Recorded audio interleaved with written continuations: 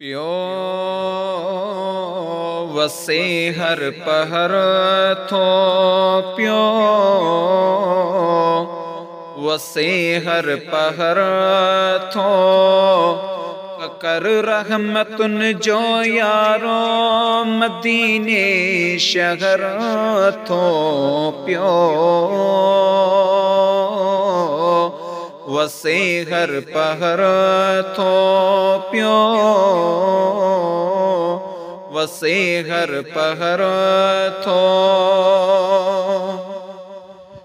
मिले चैन दिल के थो सजण वट सदाई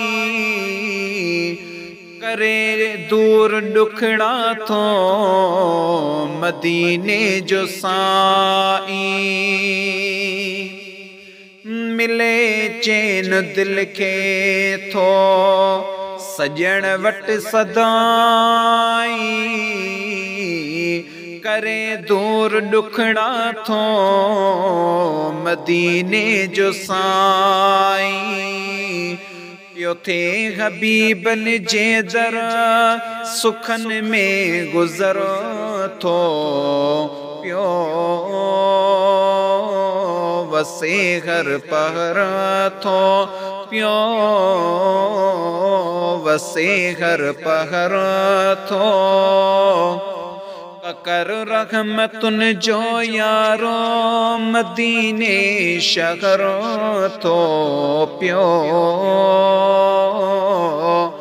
वसे हर पहर थो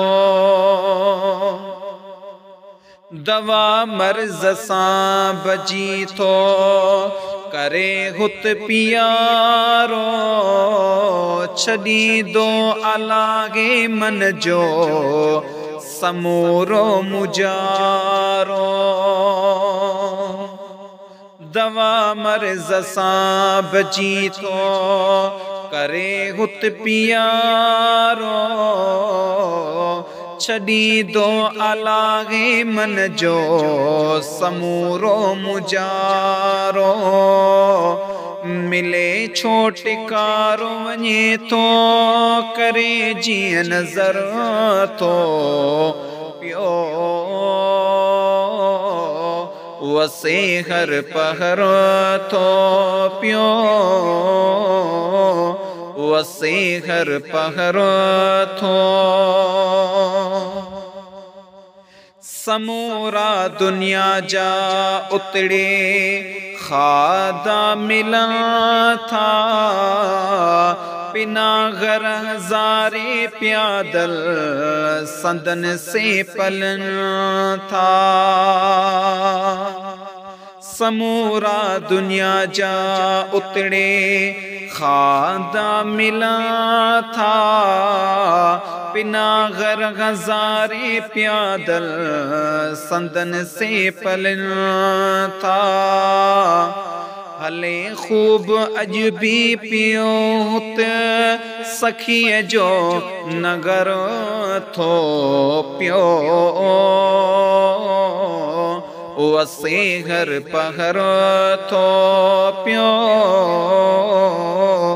वसे हर पहर थो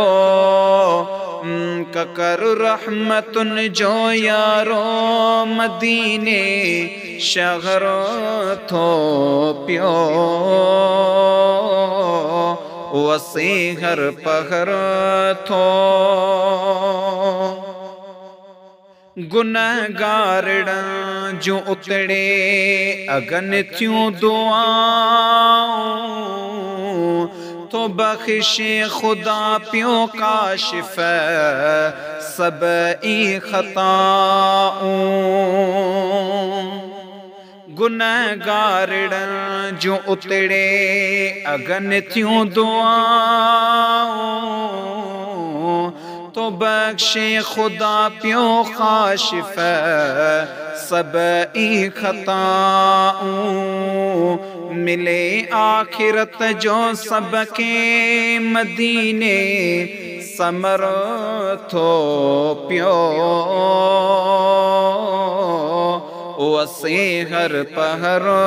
थो पियो वसे हर पहर थो सजण वट ककर रहमतुन जो यारो मदीने शहर थो पियो वसे हर पहर थो।